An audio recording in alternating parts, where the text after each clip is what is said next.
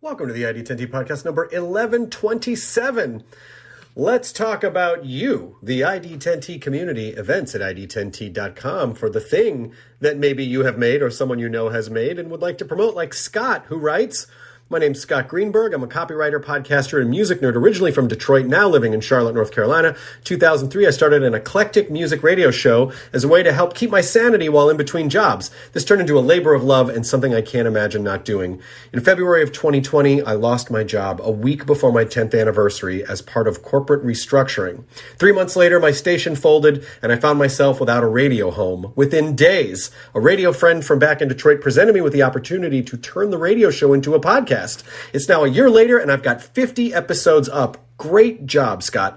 While I like to kid that debts no honest man can pay is a glorified eclectic music radio show masquerading as a podcast, it remains a labor of love, and I hope some of your listeners might take a moment to check it out. Find it anywhere you listen to podcasts. Thank you so much for sharing, Scott. Everyone else, events at ID10T.com. And like Scott, you could appear at the beginning of a podcast promoting your thing that you have made. This episode is Aasif Mandvi, who was on the podcast. I looked up, it was like 8 years ago. And, Aasif was on The Daily Show. He's a super funny guy, really great actor. And he is in one of our favorite shows that my wife and I discovered after he came on the podcast. We started watching his show. It's called Evil, and it is fantastic.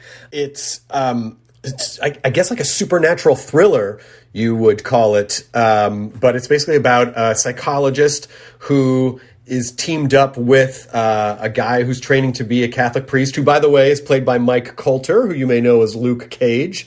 And then this guy who's just like a regular blue-collar contractor guy, and that's Aasif's character, Ben. And they investigate this backlog of unexplained mysteries that the church has, including supposed miracles and demonic possessions and other extraordinary occurrences. And they sort of like, is this a science thing? Is this a religion thing? And they kind of within the group try to sort of figure out each occurrence. But the show is fantastic, and Michael Emerson is in it, who of course was Ben Linus in Lost, and Christine Lottie, and Katja Herbers, and then one of the priests, a guy who's kind of like the main priest, is a guy named Peter Scolari, who was on Bosom Buddies with Tom Hanks and went on to be on the Newhart Show in the late 80s, early 90s. And he, just side note, is the guy that taught me how to juggle. When I was in college, I met him and we hit it off. And I used to go visit him on the set of the Newhart Show, and he taught me how to juggle. So I was so happy to see Peter on a show as well. I haven't talked to him in years, but Lydia and I absolutely love this show, and Aasif is great on it. And it's on Paramount Plus. It was on CBS, and it went over to Paramount Plus, which is really cool because now they can swear on the show, taking full advantage of streaming services. But it's season 2 is up now, and I believe. I'm going to double check, but I'm pretty sure it got picked up for season 3. I hope it did, because we're way into it. So that's Evil, is the name of that show. Also, Aasif is on another show called This Way Up, and that is on Hulu. So it was just really fun to catch. The podcast has been such a great way for me to catch up with people that I haven't talked to in a long time. And this also in particular because Aasif has tinnitus, which I also have, and I haven't really had like a conversation with anyone else who has it before. So we talk about that a bit in here as well. So here we go. This is the ID10T podcast number 1127 with Aasif Mandvi returning to the podcast. Initiating ID10T protocol.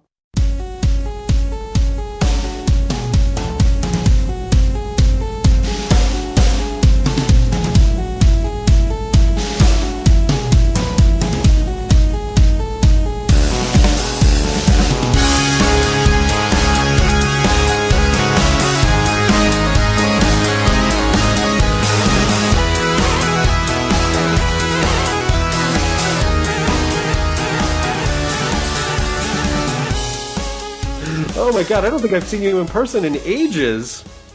Yeah, I think that you and I did your podcast a few years ago. Several years ago now. I mean, I think Several years ago. And then I saw you on the late night, and I was on the late night show with you, the game show. Yeah, midnight program. Yes, I did that. I was like a guest, not like a contestant, but like a guest on it. And then I ran into you, I think at the not the Emmys, the other Emmys, the Creative Arts Emmys. The Creative Arts Emmys. I ran into you backstage at the Creative Arts Emmys. I think you might have been going to the green room, and maybe I was going to the thing, and we did the kind of like, hey, what's up? You know. Hey, what's up? Well, yeah, those things are so those things are sort of weird because it's you see people that you want to talk to, but you also know that other people might be like trying to focus, especially if you're backstage. Right. And I always feel bad about saying more than 2 words to people if I don't know that they've already done their thing. Right. Exactly. I don't know what it's like for you. Probably a good policy, actually, because I was backstage at the Tonys, and I saw Tina Fey, and basically my wife and I, like, I think just like kind of got her she was standing by herself, like watching the big screen, you know, that they have in the green room. And then like basically just talked to her endlessly for like 10 minutes and then realized like she was on like 5 minutes later, she was on the screen, like presenting something. And I was like, oh, she was totally trying to prep or probably in her own wanted to be left alone. And we just girl her.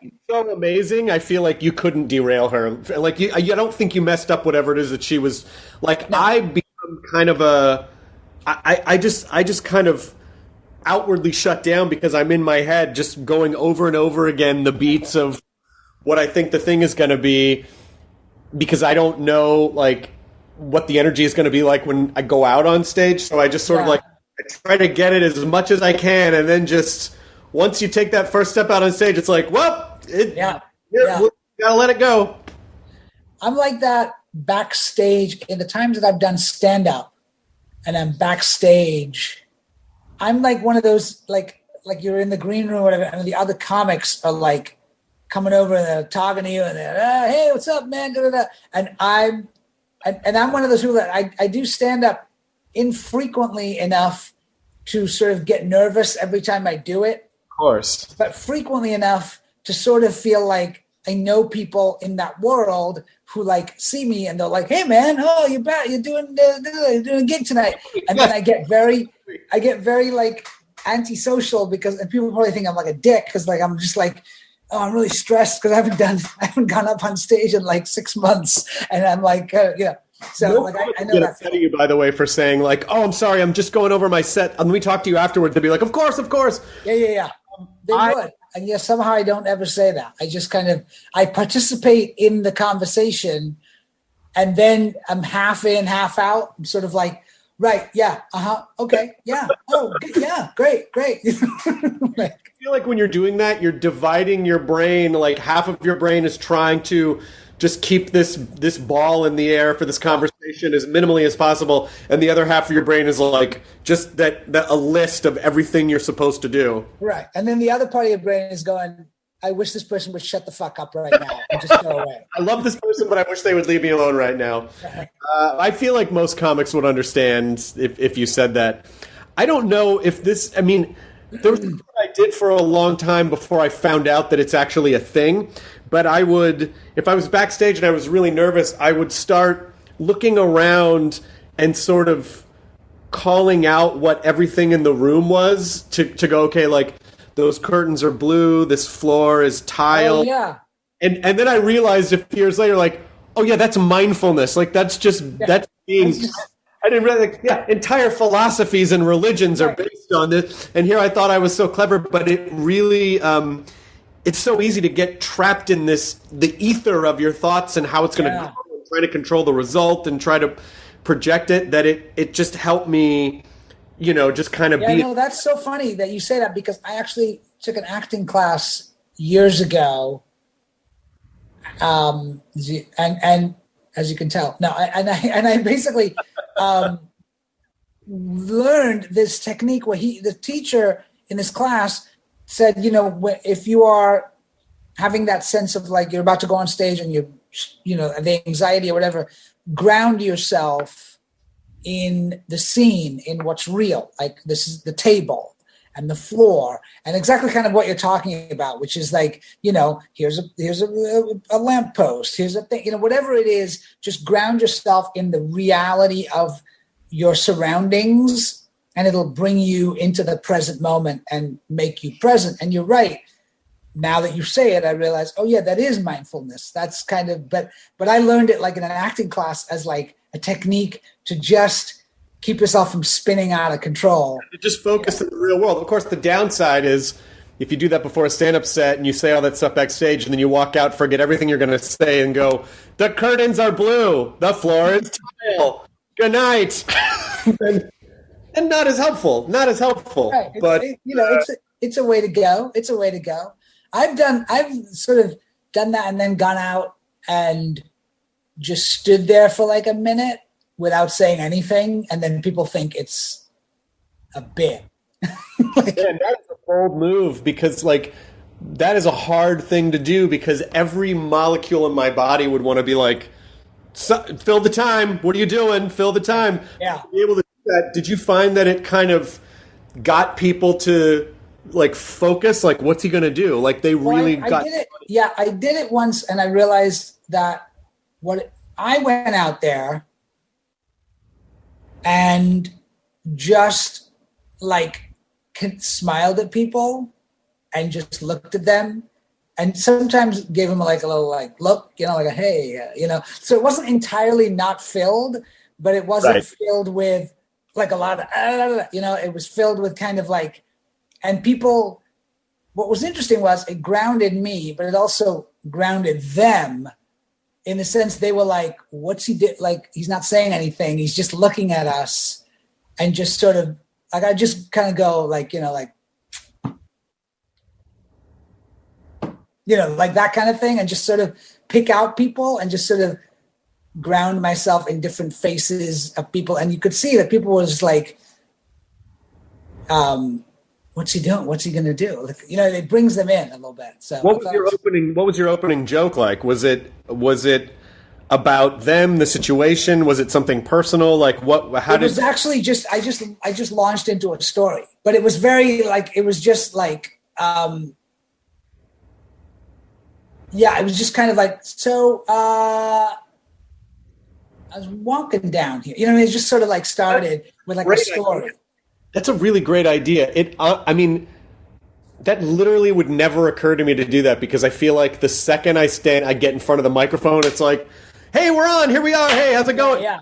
I just get really, It's definitely, and I haven't done it a lot, but I found that it helped me. Like, it just really helped me. Like, like when I went out there, rather than just like, because otherwise I would find like, I just go, and then the first like minute or so was me just like I was swimming, but I didn't know how to swim, and then then you find your groove and you're in it. But I remember it was actually an acting teacher that told me that. He was like, just try and go and just be still for like the first and see what happens. Just try it out. That's fantastic. Because ultimately, I think an audience, when they come together for a stand-up show, of course they want you to be funny, but I think they also need to feel comfortable that you know how to lead the room. Like to a degree, they're seeding the momentum of the night in that hour and a half, 2 hours, whatever it is. And whatever it is that you do, even if it's not something that's designed to make them fold over in half with laughter, as long as they feel like, you know what, this guy's got this, I can trust that he knows what he's doing. It's like a pilot, basically. You wouldn't want to pilot. No, that is one thing. Right. Yeah. No, I mean, I've realized that like it took me a while to learn that, and I don't do stand up all the time, but the one thing I have realized about it is that as long as the audience knows that you're in control and you know where we're going, they're okay. Right. And they won't hate you. The minute they realize they're in control and you're out of control, that's when they resent you. And then it's like just fucking contempt. Then it's just like, fuck you. Yeah. For bringing us here. It's like the host realizes you don't know what you're doing, and they're like, "Get the fuck off! I thought you were cool. You're not cool. This is we're done."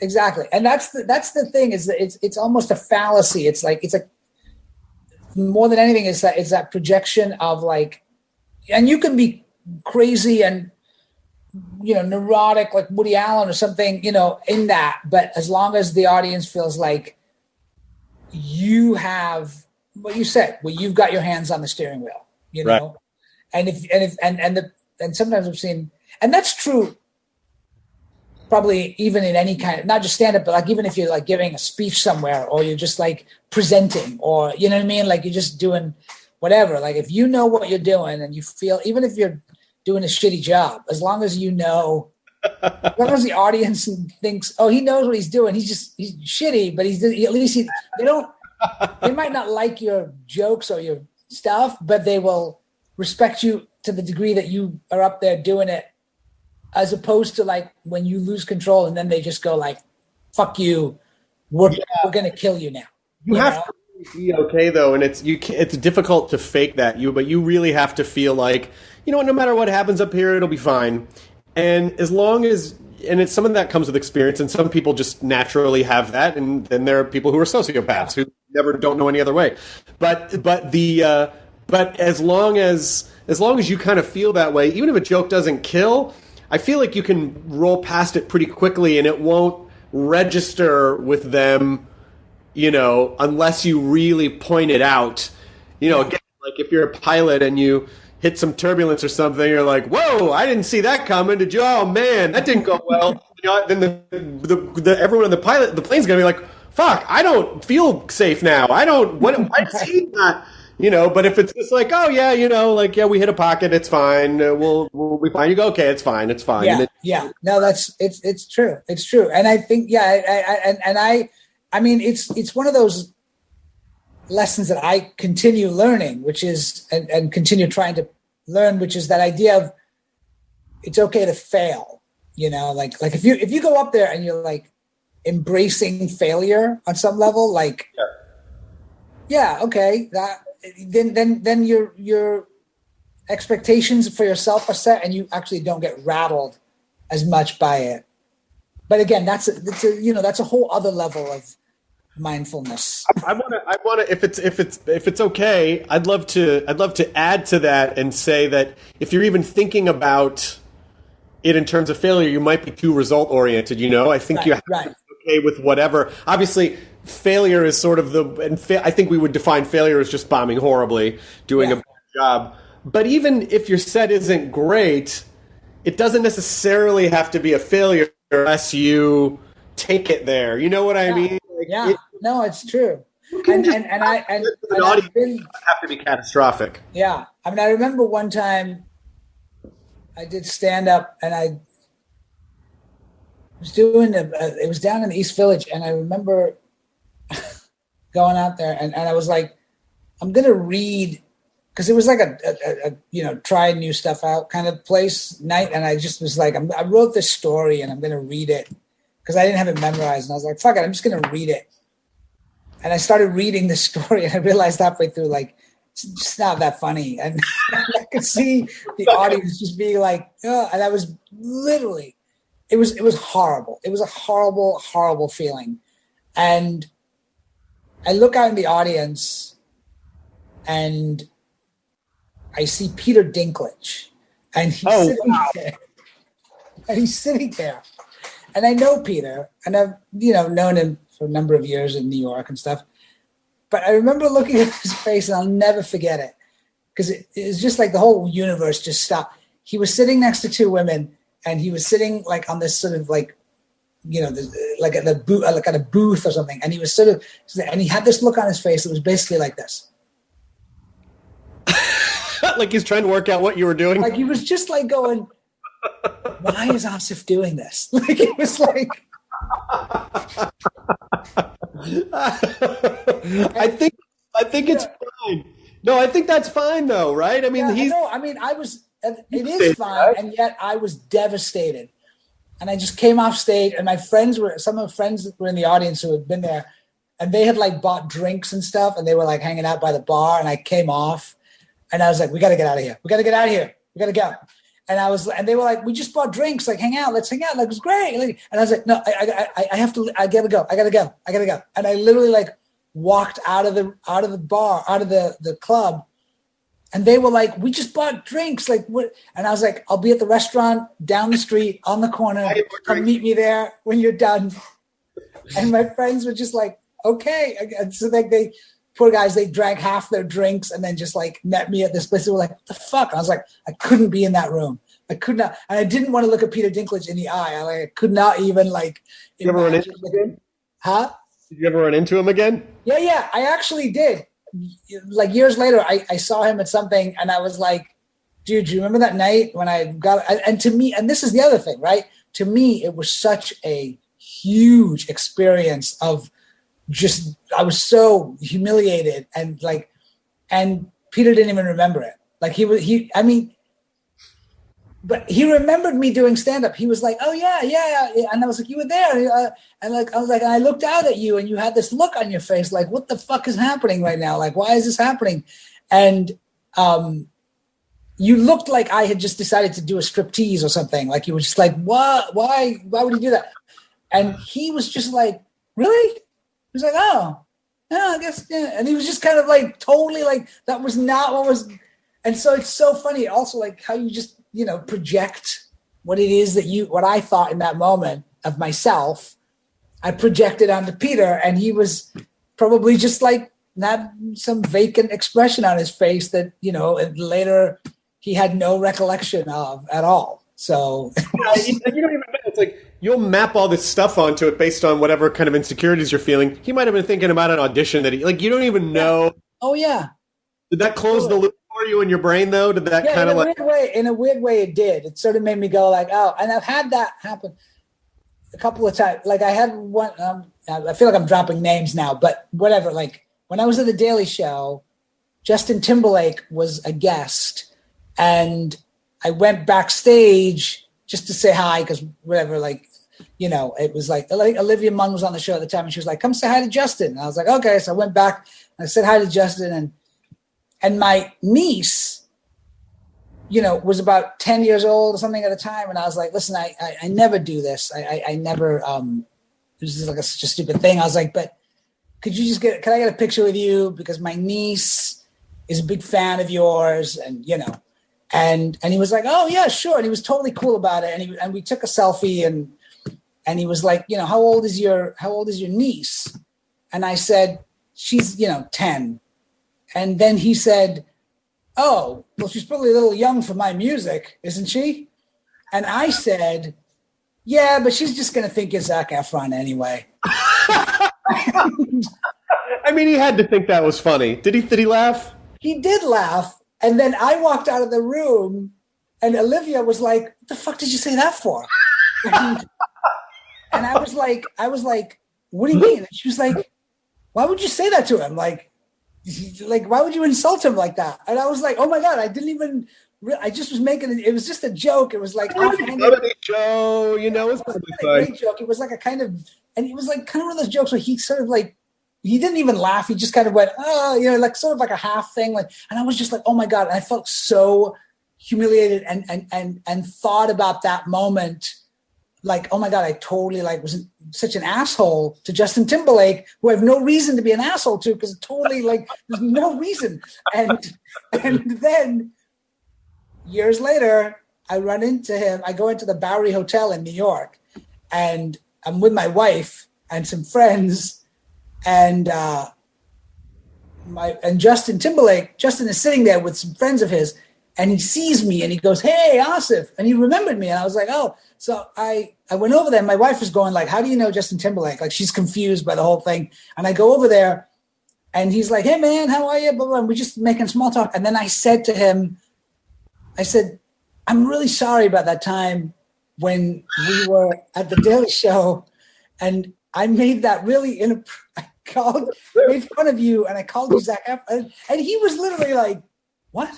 And I was like, that time when and then I could see like he was just like, "Oh, yeah, oh, okay," and I was like, you know what?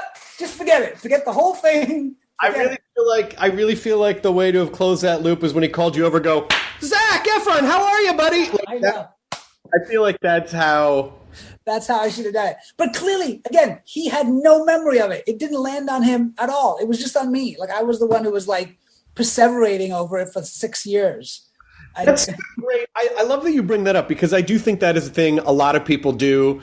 A lot of there's a lot of ruminating, a lot of replaying, and even though we're sort of having this kind of conversation about these embarrassing things that we do, and I've done that a million times too. It's like, how do we? And I know a lot of people do overthink. How do you finally let yourself out of it? Like, does it just kind of dissipate after a couple of days, or do you have any kind of a thing that you do to like, okay, I'm going to allow myself, because I guess if we're talking about mindfulness, mindfulness would probably dictate that you would say, you would see yourself as the observer of that thought. I see that my thoughts are feeling bad about a silly thing that I did, and just kind of observe it. Do you let it go? Like, what's your process? I think that the ultimate realization is that nobody's thinking about shit that you did. Except you. As much as you are.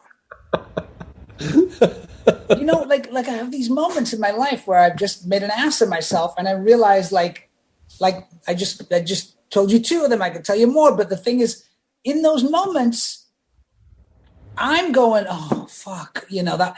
But you realize that like people are obsessed with their own lives, like the way you are. Like they're thinking about their own shit. Like the thing that you said to them like 5 years ago in like a corridor somewhere, like, you know, like while you whatever, it doesn't.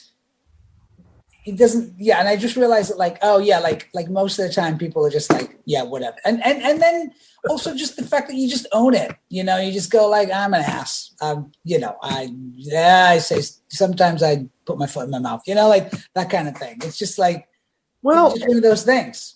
Yeah. But it's also like, if you work in comedy, if you're, you know, like sometimes it's just sort of a knee-jerk reaction to try to break the tension of a situation. Yeah. Just to, like, fuck around. And other times I feel like we're unconsciously testing to see if other people have kind of like a comedy thing, you know, because when you meet those people and you make a silly joke, if they kind of one up it or go along with it, then it's like, oh, hey. And then all of a sudden you've really connected with someone. And if they don't, you might go, oh, okay, well, that's not the, you know, either they're not in the mood or maybe they're just not that way. And you can just have a more cordial, like, yeah. No, and I think that's true. And I think, look, it's happened to me the other way as well. Like people have said stuff to me and I've just, you know, to me, it just like went away, like rolled off my back or whatever. It was just a moment. It happened, you know, that person was a little bit stupid. That was a stupid thing to say or whatever, you know what I mean? But then that's it. You move on. And when they have come to me and said something about it or whatever, I've had moments in my life where I've been like, wait, what? What are you talking about? And then you kind of go like, oh yeah.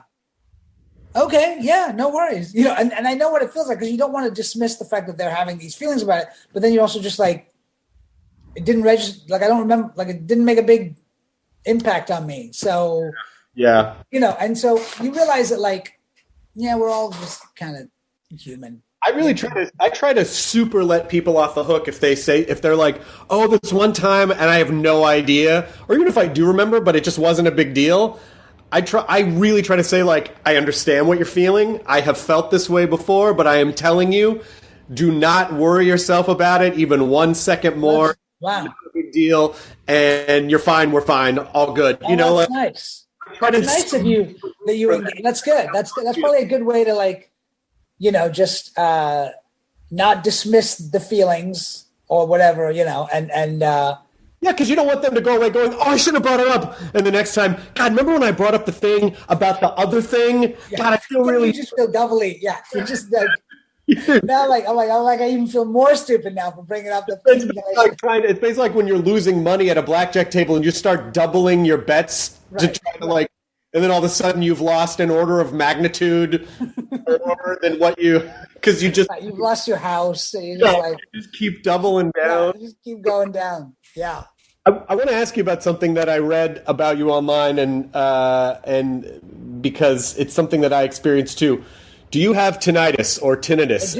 I do. I do too, and I haven't talked to a lot of other people who have it. Yeah. And I would love to just talk for a few minutes about it, because I have this feeling that it's, they say like 10 to 15% of people have it, but I feel like that number's probably got to go up, because we're in the generation that grew up with fucking headphones and Walkmans and now AirPods and earbuds, and I feel like the occurrence of it is going to increase significantly. So I'm curious, when did you discover? Was it a certain event, or is it just something that you... No, so what happened to me was I had so mine was a little bit uncharacteristically like the way that people normally get it, where I got it. Wait, you don't want to talk about it. I don't know what it is. I just don't. No, it's fine. I don't mind talking about it. Okay. I got it because I had a situation in my ear canal, and I still do, which is it's a chronic condition. It's a skin condition that is in my ear canal, which causes my ear canal to want to close down, basically. Mm-hmm. And now, after years of seeing doctors and stuff, I have treatment for it, and I have ongoing doctors who take care of it. But when I first discovered this situation, it was a doctor in New York. She I won't name her, but she discovered this thing, and she did something that she shouldn't have done, and I allowed her to do it, which was she went in and she just did some minor surgery in my ear canal with some topical, what do you call that? Anesthetic? Anesthetic. And that caused scar tissue in my ear canal and on my eardrum. And I literally woke up the next day and there was like a bang in my ear. And I didn't know what it was. And I remember I had gone, and it was weird because I probably didn't hear it because my apartment in New York was pretty noisy and whatever. I didn't hear it as much. But I went out to the Hamptons for the weekend with a friend, and I was in this very quiet house, and I woke up in the middle of I went into this room, and it was like 8 o'clock at night. Everyone was going to bed. I'm not 8 o'clock. It was like midnight. Everyone was going to bed.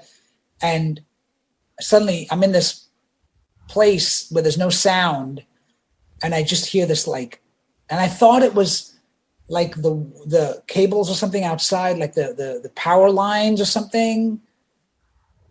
And it was really scary and I called my doctor, and she said, "Oh, it'll go away. Don't worry about it. It's probably just something that happened." And then subsequently it didn't go away, and it stayed. And I went back to see her, and she was like, "Oh, the scar tissue and da-da-da." And it was just a whole thing. And so yeah, consequently it's remained with me ever since then. And that was 10 years ago, and I still have it. But the amazing, I don't know about your tinnitus and how it sort of manifests for you, but I did a lot of reading about it at the time, and I tinnitus is a condition that actually is in the brain. It's not in the ear.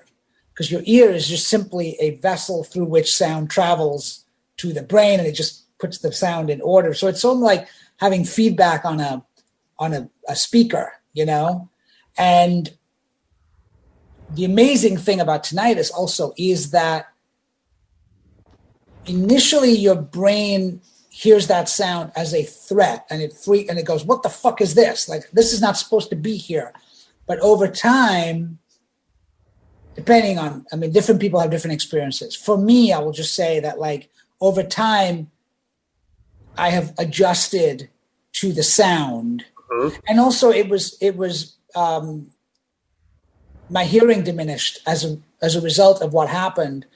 And then I started wearing a hearing aid in that, and then that helped with the tinnitus a little bit. But because it's also like a kind of, it's connected to hearing loss, and a lot of people who have it from like loud noises or whatever, it's because you have hearing loss at a certain pitch, and the brain is trying to fill in the frequency. Oh my God. And so, like, what is yours like?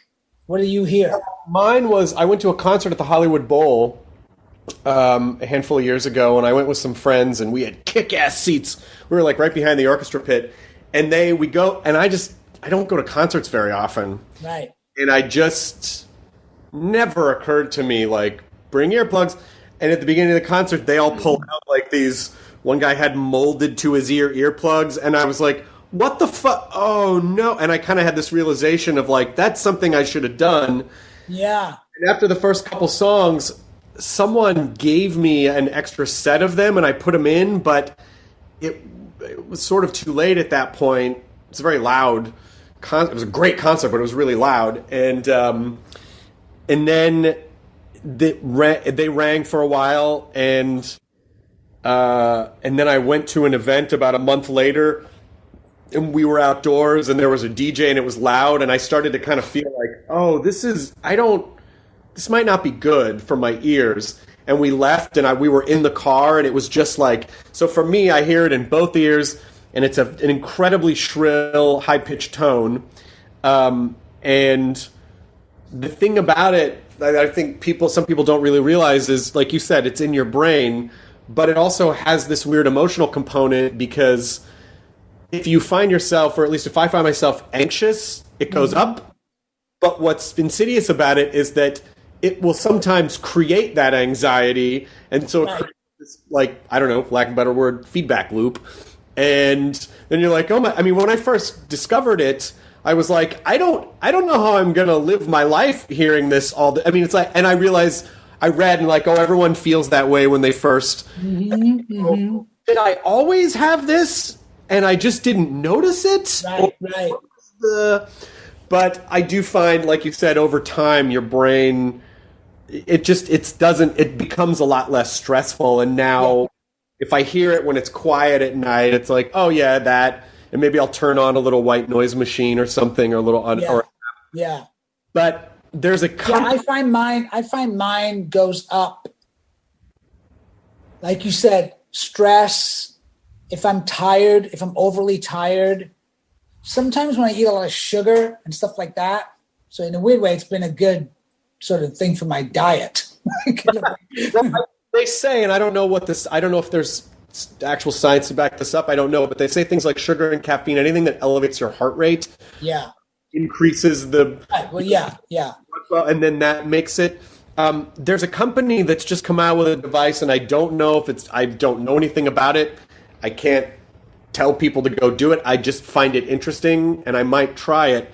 But it's a wristband that has like haptic feedback on it, and for 10 minutes a day for like 2 months, it plays a series of tones, and it vibrates on your wrist. And I guess the theory behind it is that it trains your brain.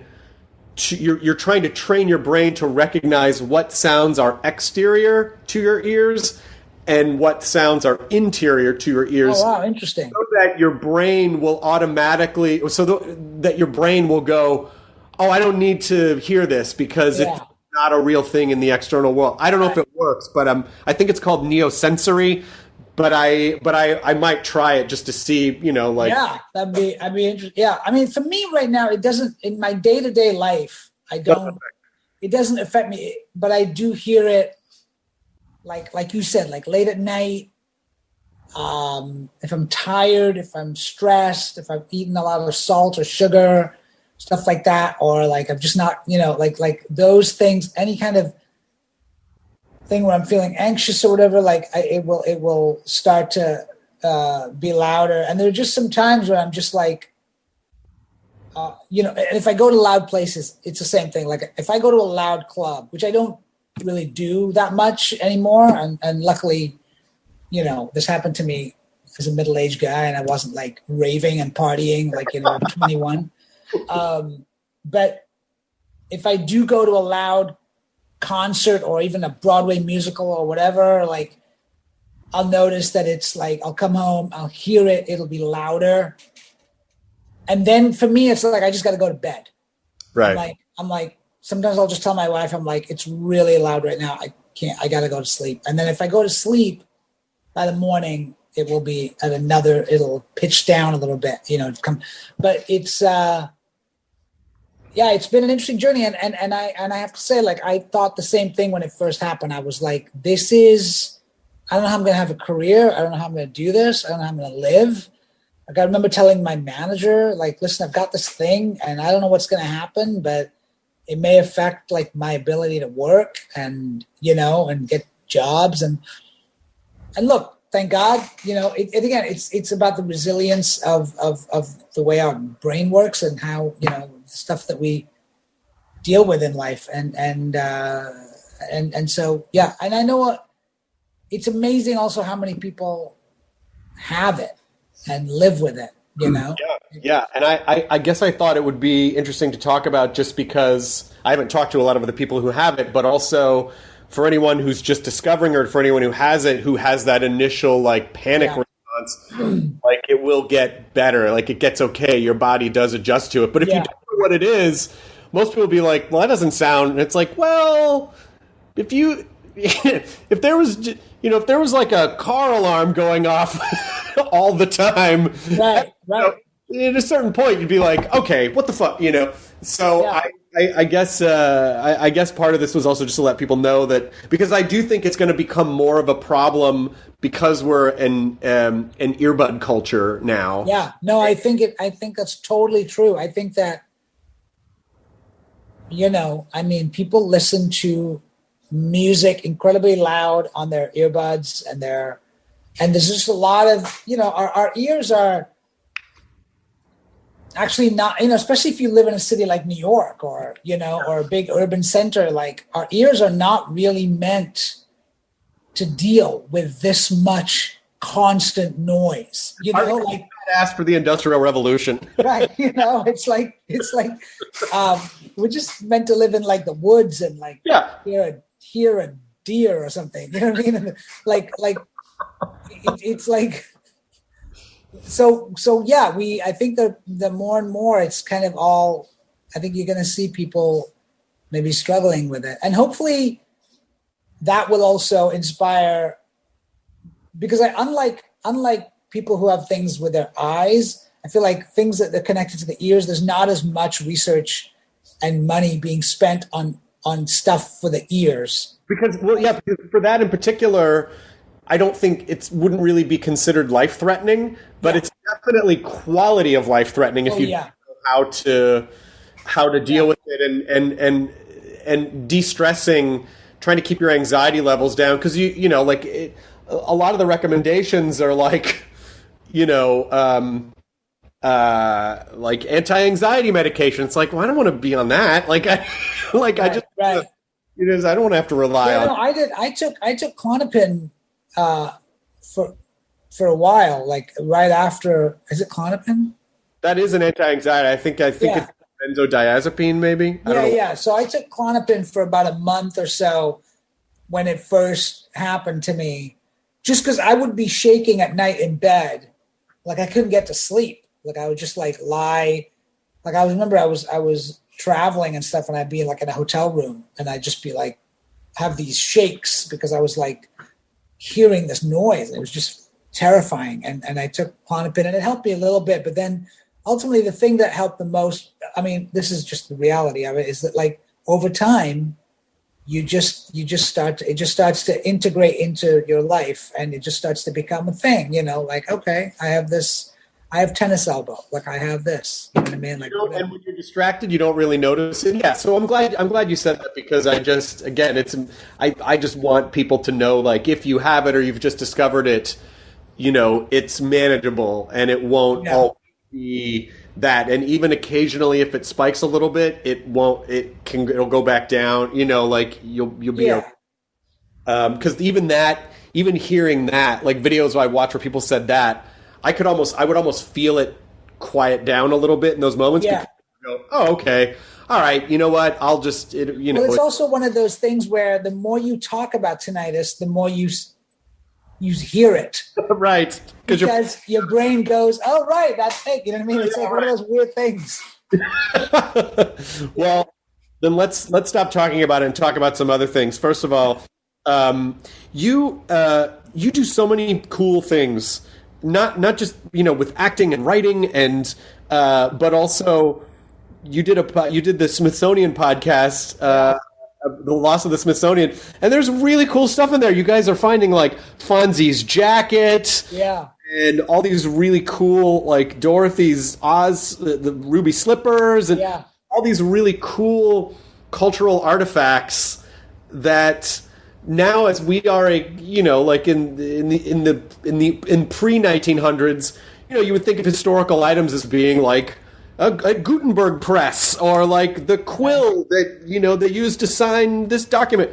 But now it's like, oh yeah, well, yeah, Fonzie's jacket. These things are like they're artistic, cultural touchstones, and should be preserved. Yeah.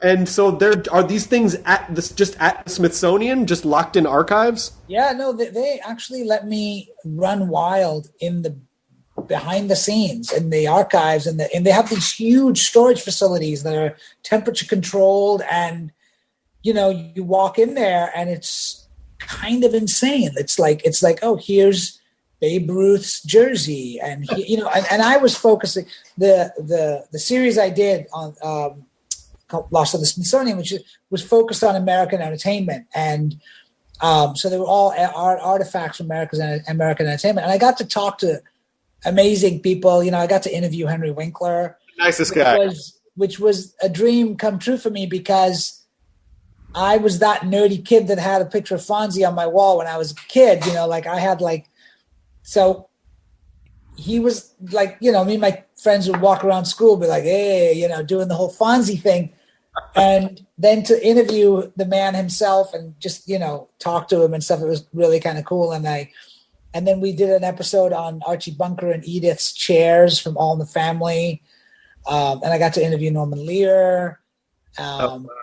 And we did episodes on so the weird thing was, one of the episodes came about because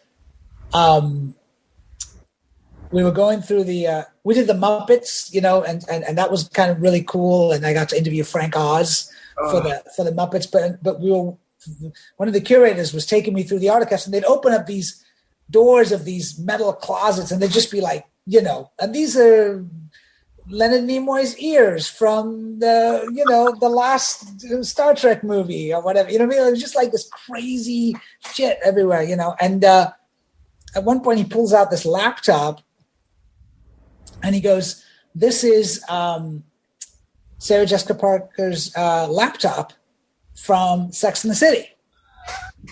And it so happened that I was on Sex and the City. Right. And I was the guy that fixed her laptop. Was that the actual one? So that was, I'm sure there was more than one, but it was one of them, you know what I mean? And so he was like, oh, this is the laptop that she, I forgot her character's name. Carrie Bradshaw. Carrie Bradshaw, right. So he was like, so this is Carrie Bradshaw's laptop from Sex and the City. Yeah. And I was like, yeah, I know. I fixed this laptop. My character fixed this laptop on the episode called My Motherboard Myself, which was nominated for an Emmy and whatever. And so then we were like, why don't we just do an episode about this? That's really fun. And so we use these artifacts as a conversation into larger themes. So the Carrie Bradshaw computer became a conversation with the creator of Sex and the City, the woman who wrote the original book, and it became about women in the 90s and sort of the culture of television, right? Telling stories about women for the first time in that way that felt like we'd never seen before. And we had some of these great conversations, like the conversation with Henry Winkler about Fonz's jacket turned into a conversation about acting and how he created that character as a nerdy Jewish kid who was so just this nebbishy guy created this almost Jekyll and Hyde character. Like that was his Mr. Hyde, that was it was like this character came out of him that was not him. And how he sort of did that. And also, we ended up talking about the sort of inherent weird misogyny that existed in that time, and that Fonzie clicking his fingers and girls running over to him, and what would that be today? Like, how could you could you tell that story today? And could you and he talked about his thoughts on that, which were really interesting. And then I also interviewed Jose Feliciano, which was a fantastic thing because we were walking around the Smithsonian and the curator opens up this thing and there's Jose Feliciano's guitar that he sang the national anthem with at the 1968 World Series. And he got booed because they didn't like the way he sang it because he did this really folksy. It's on YouTube. You can watch it. It's a really cool, folksy kind of artistic version of, "Oh, say, can you see?" The Star Spangled Banner. People booed him, and they were like, "Get this hippie, Hispanic hippie guy out of here." And it was really interesting because he was actually staying down the street, and so they brought him to the Smithsonian. They said he's in town. So I was like, "Can I interview him?" So they bring him over. He comes with his wife. We sit down.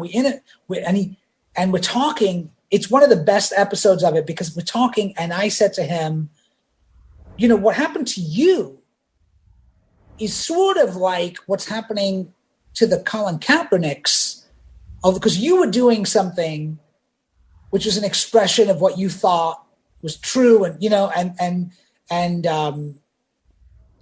and he was like, "Oh no, it's totally different. It's totally different." And he did not go for it. And I was really shocked because I thought he was going to identify himself with these football players who were taking the knee and all that. And he had a whole different opinion of it. And I thought that was really fascinating to listen to it. And then he wrote a song right there about his guitar.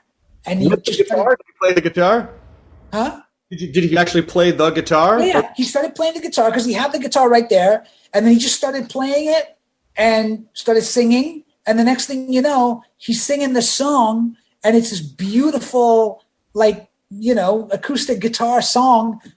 And he gets done. And then he goes, "I'm probably going to have to, publish that or something so you can use it in the thing." And I was like, "Wait, what do you mean? That's not a song?" And he's like, "No, I just wrote that." Oh my God. And all of that is on the podcast. It's all in there. Yeah, you can listen to it. It's really kind of genius. That's such a phenomenal idea because, on the surface level, it's already just interesting to sort of talk about the history of these different pop culture things, props, things that are, the fabric of pop culture. But then for you to take that and then expand it and use it as a way in to these broader conversations, it's such a brilliant idea. It's just such a great idea. And I know that Lost at the Smithsonian is available still because I saw it. So yeah. You can listen it's available. Yeah, you can download it and check it out. All the different things that you do, is there anything in particular that you feel like resonates with you the most, whether it's hosting or comedy or writing or theater acting or film acting or television acting? How do you, what is the thing for you that if someone were to meet you and they go, "Hey, I'm Chris, I'm a banker," and you go, "Oh, I'm Aasif, I do X," what would you say? I mean, at the end of the day, I guess I am where I started, which is I'm an actor. Mm-hmm. You know, I'm an actor. I'm an art. I mean, I guess I'm an artist. That sounds very kind of like hoity-toity, pompous, you know. But it is. I like to tell stories. You know, I like to create, and I've had the opportunity to do that in different formats. Writing a book, doing the podcast, being an actor and telling other people's stories on TV or in movies or whatever. But and I've done comedy and I've done drama, and I've gotten the opportunity to toggle back and forth and do both of those things. I've never thought of myself, I think because The Daily Show was such a phenomenal zeitgeist sort of show, people often think of me as a comedian. And, but that's not how I've ever identified myself. I feel like I've always thought of myself as an actor who does comedy Mm-hmm. and who does dramatic stuff. And like what I'm doing now on Evil is a completely a different type of thing than The Daily Show. It's drama, and I've done both in my career. So I guess, my first love, or the thing where I started, was acting in theater. That's where I started, and what I sort of identify with is the purest form of whatever it is that I do, for me. But it is also interesting now that, because I think when you and I were growing up, things were very, like hosts were hosts, actors were actors, stage were stage. There wasn't a ton of crossover, and it just feels so nice now to be able to do so many different types of things. Are you? Oh yeah. Are you? Back then, it was like if you did TV, you weren't going to do movies. Like if a TV actor wasn't going to be in a movie or a movie star, and now I think the world is just so different with the internet, and you know what I mean? Like we live in a different world now. Like now you can host a show, you can host a game show, and Jamie Foxx is hosting a game show, Right? Has an Oscar. Yeah. And it's like, you can do that. It's not, there's no sort of rules anymore in that way. Like you just, and that's great. I feel like for someone like me who has just always thrived on doing a lot of different things, I love that. I think it's great. Is because I know Evil's back now. I think it came back June 20th. Yeah. That's on CBS, and then it's actually on Paramount Plus. Paramount Plus. Yeah. I get confused because everything Paramount Plus was CBS All Access, right. And then it became Paramount Plus and incorporated all this Viacom stuff, and so it's even that I'm still it's when we were growing up, everything was pretty much just the way it was for decades, and now we're in the midst of this whole transformation of what content means, like what's television, what's film. All these traditional broadcasters are now like absorbing all this content to be streaming, and so like what's streaming, I legitimately have no predictions for what 5 years from now looks like in terms of what tradition, like what media is and what all. Right. Yeah, no, we're in a kind of renaissance of television and media and entertainment in this way, because with the emergence of the streamers and also like now you can reach a global audience, which is something that you never could do before. If you were making a television show on ABC or NBC, you were basically trying to reach an American audience. That was what you were making it for. But now if you make a show on Netflix, people in India are watching that show, or on HBO or whatever, like it's like, so there's a whole different, I think in some ways it is amazing. And also people are watching content differently now. They watch it when they want to watch it. They sit, they stream it. They either binge it or they watch it week to, like it's all based on how you want to experience and engage with the content now. And so, this move that my show Evil did, where we went from CBS to Paramount Plus, in some ways I think is obviously some people are like, oh, now we don't have Paramount Plus and we had CBS, but I think ultimately it's creatively amazing for us because we get to do stuff on Paramount Plus without like standards and practices. Right. And you get to tell stories in a whole different way. And also like reach a much wider audience ultimately. And I think it's just, so creatively it's a great thing. And also like network TV, I think is also recognizing that people aren't sitting down and tuning in at like Thursdays at 10, you know, and there's no sort of must-see TV. You know, like when we were growing up, it was like, you know, NBC from 8 to 10, 8 to 11. It was must-see TV, you know, like and Seinfeld and yeah, like you don't have that anymore. And so it's and you know, like my kid or like my niece or whatever, they're watching content in a whole different way, and on devices and stuff, you know. So I think that this is the future, and you know, and I think ultimately the networks are realizing that, oh, this is where we need to put our energy and our money and our dollars, our advertising dollars into like, so I think you're going to see like, I mean, who knows what's going to happen in terms of like what's going to happen in the next 5 years. We might see huge, like already we saw like Time Warner and Time Warner and HBO or something like merge, or Discovery or something, and I think it was Discovery and AOL Time Warner. Yeah, merge, which is a weird marriage, but I think you're going to start seeing these sort of mergers happening where people are going to go, oh, we have a bunch of content, we have a platform that a lot of people but we don't have the content. So you're seeing it already with Paramount Plus. So you got Viacom. And then you've got like all the movies at Paramount coming in, you know, and so they're trying to create a place where you go and you just have like all kinds of content. You can watch movies, you can watch old TV shows, you can watch Frasier, you can watch, you know, whatever, like, you know, but Indiana Jones or whatever, you know. The things that are good about it, I think, are also challenging about it, which is, yes, it's good as a subscriber. You go, oh, okay, so if I pay, I don't know, 10 or 20 bucks a month or whatever it is, $8, $10. It's like $6 a month. Okay, yeah, well, that's great. That's even better. And, oh, wow, my brain goes, what a value for all these things I get. And then in practical application, I think what can be stressful is like, but how do I sort through all of it? You know, right. That's true. We still have to sort it somehow. Yeah.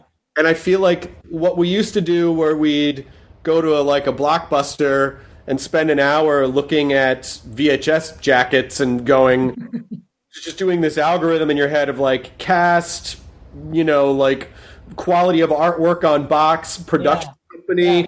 All right, I guess this is worth a rental. Now my wife and I will just for an hour just watch trailers for things and then go, I don't know, I'm tired. Let's just, you know, go to bed or put on a... Right. There's a whole app that's just trailers. Like I will just watch trailers. Yeah. And then just be like exhausted from that because it's like I've watched the whole show. You know, like just a bunch of trailers of movies and stuff that I'm not going to watch. But yeah, it is hard to sort through the content. And this is why you're seeing in a weird way that thing that used to happen, that sort of water cooler thing, you know, where did you watch Seinfeld last night or did you watch whatever it was, you know, now is happening in terms of the streaming world. Like I feel like there's still things of like, oh, you got to see this show. Like I just saw this thing and, you know, and people are now having those conversations. Like we just had some friends over the other day and, you know, it was like part of the conversation was like, have you seen this show? Oh, you got to see this thing. It's great. You know what I mean? Like we just binged it, you know? And so that is now the conversation. The word of mouth, you know, becomes very relevant in all of this. I got a prediction, Aasif, which is that when we start to get older, that our senior citizens center is going to have a series of actual water coolers where people can just cluster and talk about our programs the way we did when we were. Right. The way you used that, exactly. Yeah. We'll just talk. It doesn't matter. It could be current shows, you know, could be what happened on LA Law. Like, I don't know. It could, right. But just that LA Law. Wow. It's a weird pull. I don't know where that. Yeah. I don't know why. My brain just sort of like cross-referenced old shows from the '80s that we've been talked about at the water cooler, and LA Law is what popped up. Right. Yeah, I know. I felt like it could be a drama, had to have a lot of cast members, had to be something where like that people. Yeah, my brain did a very quick. Yeah, no, it's good. I like LA. LA Law is a good place to go. Have you probably even thought about the show LA Law since LA Law? I don't think anyone, like, when was the last time anyone had like a real. The crazy thing is that here's the thing. This is the power of it, right? The minute you said LA Law, I know everyone who, I know not Mark Hamill. Who was it? Harry Hamlin. Harry Hamlin. Yep. Susan Day. And then now I'm totally blank. I just had all of the images of all the actors. Like I don't remember their names, but I know all the faces of Jimmy Smits. Jimmy Smits was on LA Law. Yeah, and I was like, oh yeah, that's right. I remember. It was very much part. That was back when you watched. There were only 10 channels. Now there's 189. You probably remember a Corbin Burnson who was. Corbin Burnson. Oh man. I'm telling you, man. Like I can't remember what I had for dinner like 3 days ago, but I'm just rattling off LA Law cast members. That's where all that ram in my brain is going. It's just thinking about the opening credits with a trunk closing and then the license plate that says LA Law. Like that's in my fucking head. That's entirely useful. Those made indelible marks on us, those shows. Well, because that's what we didn't. I mean, what else did we really have to do at home in the 80s and the 70s but watch television? It's like, like home gaming systems were fine, but we had maybe an Atari 2600, or if it was late enough in the 80s, maybe a Nintendo. But in general, our activity at home was like, we did not really have home computers that did that much, so it was television for us. And back then, also the audience for these shows was huge. Enormous. Like 10, 12 million people would be watching the show. Like I spent a lot of my career trying to get on a network show. And then I finally got on one, and now nobody gives a shit about network television anymore. God damn it. And now it's like if you get 3 or 4 million people, like you're picked up forever. Yeah, you're doing great, And it used to be that like you needed like 12 million to watch, but that was the kind of numbers that network TV used to get. Friends, I think, what was the finale of Friends? Got like 30 million people watching it. It was some ridiculous number, right? Like the last episode of MASH might have been like 80. Like it was like 40 or 80. It was some insane. I gotta look it up because it was some number. Let's see, MASH finale ratings. Jesus Christ, 105.9 million viewers. That's insane. That's insane. That is like slightly less than a third of our of the United States population now. Yeah. So you realize like that was how many people tuned in at a particular time of night to watch a show. Dude, okay. So at the same time. This is where the internet rabbit hole happened. So now I go, okay, what was the population of the United States in 1983? 233.8 million. 50% of the country watched MASH. Households with TVs. 50% of people in the United States watched one television program when it aired. That's fucking bananas. Yeah, and I remember that. I remember because I had only been in the country for about a year at that point. And I remember in high school, everyone was talking about, and I grew up in England, so we didn't watch MASH. And everyone in school was talking about the finale of MASH is on tonight, the finale of MASH. And there was like, and I was just like, and my friends was like, oh my God, it's the greatest show. You got to watch. Like, and there was all this thing of like, like if you don't watch the finale, like people who watch MASH are worthy citizens. People who don't watch MASH are drug addicts and criminals. And you know what I mean? It was, and I remember like I had never even watched the series because I grew up in a different country, but I watched the finale of MASH because it was such a important moment to seemingly to everyone in the country that I came home and we watched it. I can't even not knowing what was going on at all. But I can't even imagine half. I mean, now that would be like 175 million people. Yeah. Watching one thing at one specific time. I really can't even wrap my mind around it now. It just isn't. I mean, it's just not something that would be possible anymore. It just isn't. There's just not. Yeah. There's no paradigm for it anymore. It just doesn't make sense. It wouldn't even. There would have to be like a technological apocalypse, and then slowly there's only one way for people to see. So it's just not going to happen. It's not going to happen. We can't. You can't put the genie back in the bottle or whatever whatever. But I'll tell you why I think that's good, especially for performers. Yeah. Because one perspective might be, oh my God, can you imagine if you were on a show that 105 million people watch? But I think also where it was potentially damaging if you were on a show like that, the good and bad side was that because so many people saw you as one character on a show, was very, very difficult for people to then go on and do other things because people just saw them as like, oh, that's Klinger, so I can only see that act. I can only see. Yeah. I'm not saying that happened to him, but I'm just saying, I'm guessing, and now because the audiences tend to be a little more niche, that I feel like that allows us to be more nimble as performers because, like Evil will have its own audience, and This Way Up, the show that you're doing with Aisling B, will have its own audience, and there might be crossover, but there doesn't necessarily have to be, and that's okay. And then people can discover one thing you're on, and then that's sort of a gateway into other stuff. Yeah, no, I think, and I think Hollywood is also catching up to that idea. It used to be that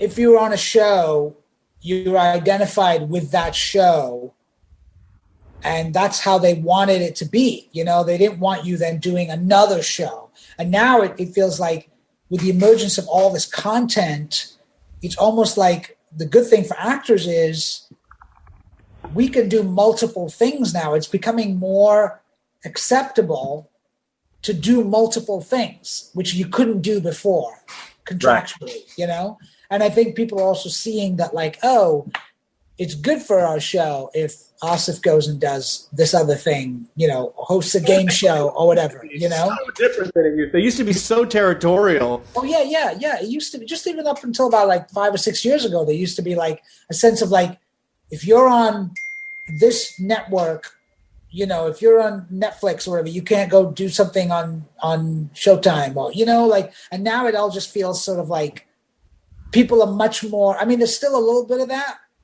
but I think it's slowly starting to, the acceptance of the fact that like, we don't live in a world anymore where these programmers and these networks and studios are controlling and they don't have the viewership to command that kind of control anymore. I have a prediction, which I think I apologize for the negativity of this prediction. It's a little cynical, but I have this kind of like mild fear that some of that could come back because as these mega companies become super mega companies, if you're working, and I'm not saying this is happening, I'm just saying I wonder if it will happen, that if you work for a show that's under an umbrella of one super mega streaming conglomerate that 50 things, they might go like, oh, well, we're, whatever, AOL, Time Warner, Discovery, you did a Netflix show, so we don't want you to because now the competition is for subscription dollars. So maybe I hope that doesn't happen because I agree. It may just be that like at the end of the day, we just got Netflix, Apple, and Disney, and the three of them just own everything. But then there's NBCU and Viacom and AOL, Time Warner, and Discovery, and that's a shit ton. Discovery Plus alone is a fuck ton of content already. Yeah. And then AOL, Time Warner is a mega fuck ton of content. I mean, it's like, so it just it is like watching everything. It's just like a lava lamp, just like watching these things break apart and then just like glob back together. But then how do these companies work? How do the infrastructures of these mega companies fold together? And how do they deliver, is it like, well, we're going to put them all on one app, or like, oh no, if you subscribe to Discovery Plus, then you also get, and you get 50 free hours of America Online. I have no idea how it's going to work, but and it's also a merging of the entertainment industry and tech.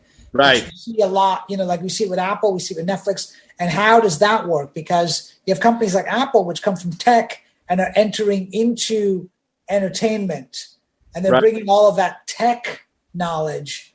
And then you've got companies like Paramount Plus or CBS, whatever, which are entering from the entertainment side, or HBO, into a tech world and creating these platforms that are driven by algorithms and technology and stuff. I know. And I think our content is going to end up becoming more like British television, where they do like 2 seasons of something. Yeah. And they're done. Yes. And even with Evil, we're not doing 22 episodes. We're doing 13 on CBS. And now when we go to Paramount Plus, we'll be doing 10 for the third season. And often that actually helps with the quality of a show, because no filler.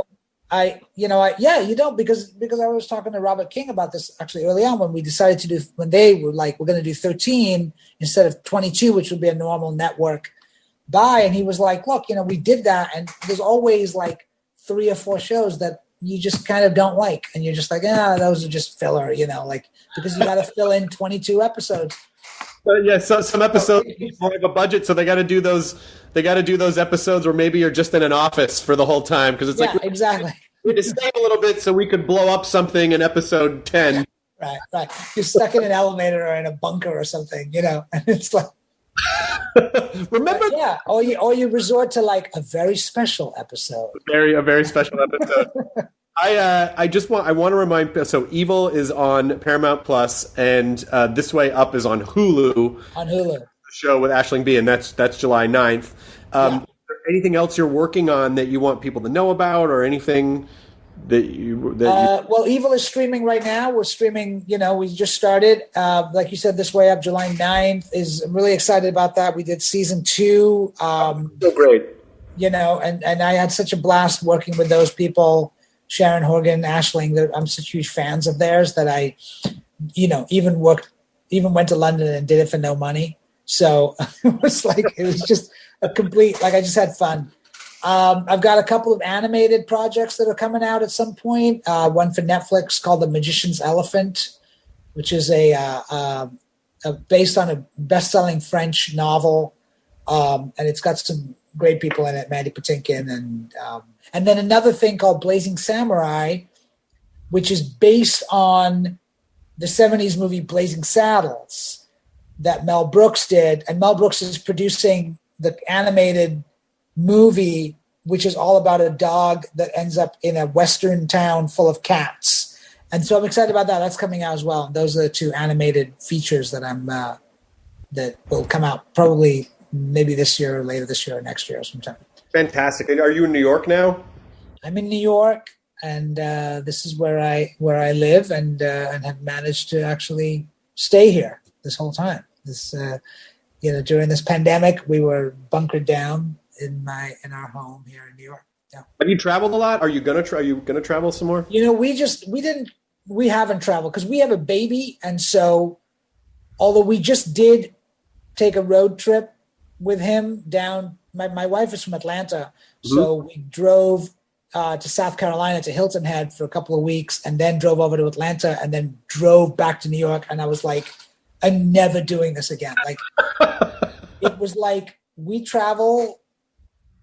My wife and I used to take road trips all the time before we had a child, and now it's like we're like the Rolling Stones. Like we just got so much shit. Like I'm literally that guy with the huge SUV on the freeway, like the kids in the car seat. I got, just boxes of like toys and books and, baby bathtubs and all of his shit in the back, and we're just driving across country. So But it was great, and we got to take our son to the beach for the first time, and that was really, because also like he was born during a pandemic, so he hasn't seen the world.